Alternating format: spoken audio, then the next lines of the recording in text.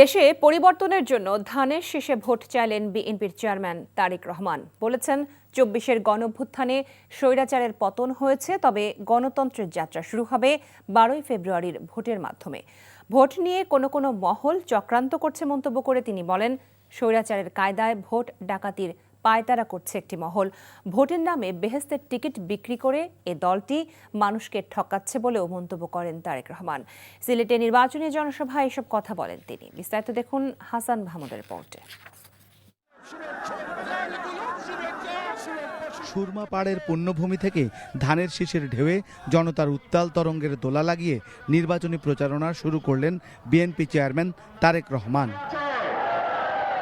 জেলার বিভিন্ন প্রান্ত থেকে নগরীর আলিয়া মাদ্রাসা ময়দানে মানুষের উপস্থিতি ছাপিয়ে যায় চতুর্পাশে।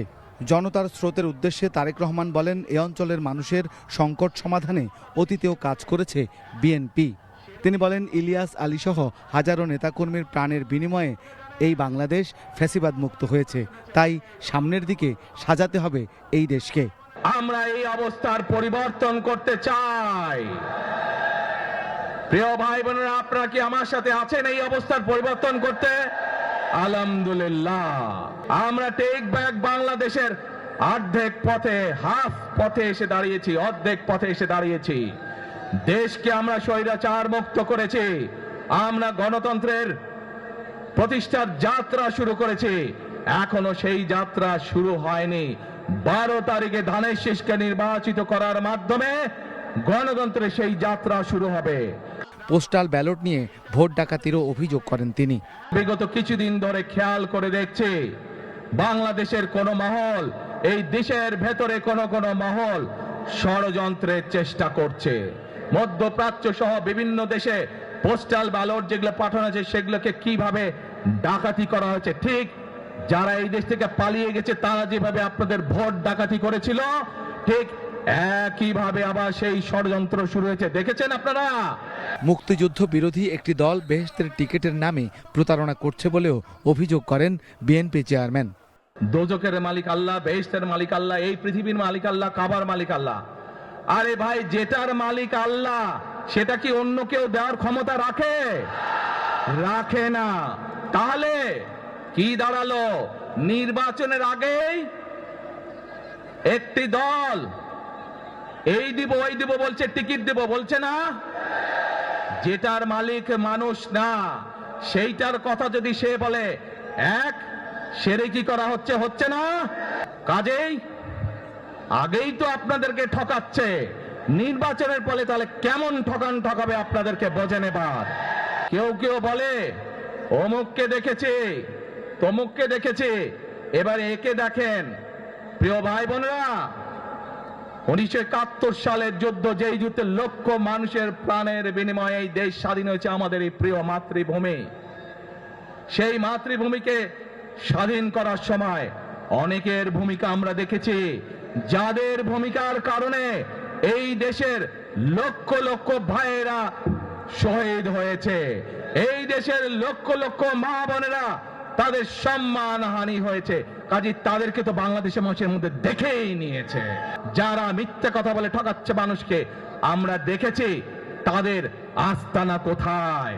সেজন্যই বলেছি, যেমন দিল্লি নয় তেমন পেন্ডি নয় অন্য কোন দেশ, সবার আগে বাংলাদেশ। দীর্ঘ 17 বছর পর দেশে ফিরে এক ভিন্ন অভিজ্ঞতার মুখোমুখি তারেক রহমান। একদিকে হারিয়েছেন গর্ভধারিণী প্রিয় মাকে, অন্যদিকে সামনে ত্রয়োদশ জাতীয় সংসদ নির্বাচনকে নেতৃত্ব দিতে হচ্ছে দলকে। মায়ের শোক, একদিকে নির্বাচন, সব মিলিয়ে এমন বাস্তবতায় তারেক রহমান শুরু করেছেন নির্বাচনী প্রচারণা। আর দেশ জুড়ে তার এই নির্বাচনী প্রচারণায় সৃষ্টি হবে হয়তো ধানের শীষের জাগরণ। পরে মৌলভীবাজারের পথসভায় যোগ দিয়ে তারেক রহমান অন্য দলগুলোর নিরাপত্তা বৃদ্ধির জন্য সরকারের প্রতি আহ্বান জানান। তারা দেশের মানুষের মধ্যে বিভ্রান্ত ছড়াচ্ছে, এইটা যখন মানুষ বুঝতে পারছে এবং এটা যখন তারাও বুঝতে পারছে যে মানুষ তাদের চালাকি, তাদের ষড়যন্ত্র ধরে ফেলেছে, তখন তারা সরকারকে গিয়ে বলছে নিরাপত্তা দিতে হবে, প্রোটোকল দিতে হবে। আজ এইখানে এই মঞ্চে দাঁড়িয়ে আমি সরকারকে অনুরোধ করব, তাদের প্রোটোকল 3 ডবল করে দেন। কারণ তারা মানুষকে বিভ্রান্ত করছে এবং মানুষ এটা জানতে পেরে মানুষ তাদের উপরে ক্ষিপ্ত হচ্ছে। আমরা চাই না মানুষ ক্ষিপ্ত হয়ে মানুষ কিছু করে বসুক তাদেরকে। সেই জন্য সরকারের কাছে অনুরোধ থাকবে তাদের প্রোটোকল 3 গুণ বাড়িয়ে দেন, যা বিএনপিকে দেন 3 গুণ বাড়িয়ে দেন তাদের প্রোটোকল। পথে পথে তারেক রহমানকে অভিবাদন জানায় নেতাকর্মীরা। হবিগঞ্জের শায়েস্তাগঞ্জের সমাবেশে পৌঁছে তিনি বলেন, চা শ্রমিকদের ন্যায্য মজুরি আদায়ে কাজ করবে বিএনপি। তিনি বলেন, ভোটের দিন সবাইকে আগে আগে কেন্দ্রে যেতে হবে। তাহাজ্জুদের নামাজ পড়ে ফজরের নামাজ আদায় করবেন, ভোট কেন্দ্রের সামনে সকলে জামাত করে। ঠিক বিকাশ নাম্বার নিচ্ছে, ফোন নাম্বার নিচ্ছে, বিকাশ করে টাকা পাঠাচ্ছে, এই বলে তাদের পরিকল্পনা। অনেকে ধরাও পড়েছে। তাহলে নির্বাচনের আগে যারা মানুষকে এইভাবে অর্থ প্রদান করে, আগেই যারা অসৎ কাজ করে, তারা কেমন করে সৎ মানুষের শাসন কায়েম করবে? করতে পারে তারা? করতে পারে না তারা। এছাড়া ব্রাহ্মণবাড়িয়া, কিশোরগঞ্জ, নরসিংদী ও নারায়ণগঞ্জে পৃথক নির্বাচনী সভায় বক্তব্য রাখবেন বিএনপি চেয়ারম্যান। হাসান মাহমুদ, এনটিভি নিউজ, হবিগঞ্জ।